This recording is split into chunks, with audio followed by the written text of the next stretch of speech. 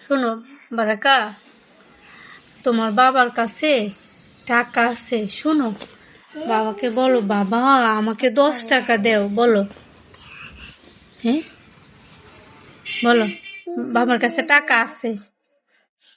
হ্যাঁ বলো, বাবা আমাকে 10 টাকা দেও।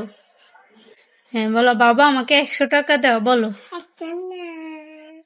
কেমনে বলে? হ্যাঁ, আমি শুধু রীতিমতো অবাক হই যে মাশাআল্লাহ সুবহানাল্লাহ, আল্লাহ তাআলার রহমতে সে তার বাবার কাছে, মানে বাবাকে এখন পর্যন্ত দেখে না। সে তার বাবার কাছে টাকা নাই।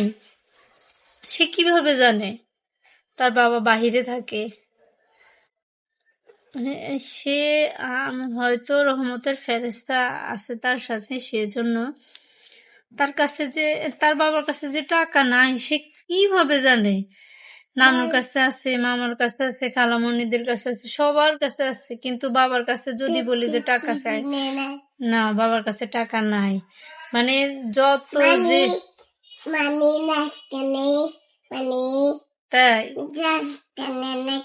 হ্যাঁ, মানে তার, হ্যাঁ, যত বলি যে তোমার বাবার কাছ থেকে টাকা চাও, বলবেন না না, নাই, বাবার টাকা নাই।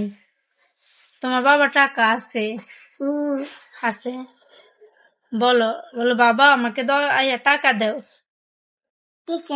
হ্যাঁ বলো, বাবা আমাকে টাকা দাও। বলো বাবা। বলবে না। নানুর কাছে চাইবা? নানুর কাছে টাকা আছে? ওই যে, হ্যাঁ, নানুর কাছে চাইবা। কেন? তোমার নানুর কাছে টাকা নাই, বাবার কাছে আছে। হ্যাঁ হ্যাঁ হ্যাঁ, ওই যে বলে তোমার নাম কি?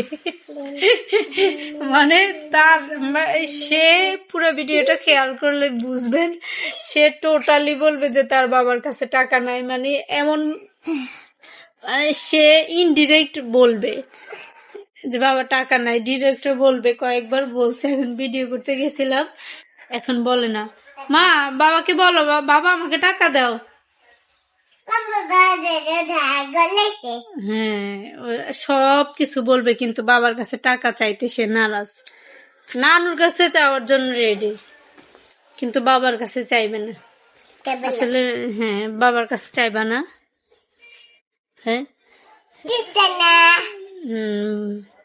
মানে এত এত বাবা ভক্ত, এত বাবার কষ্ট বুঝে মেয়েরা, আসলে বাবার কষ্ট বুঝে। তাই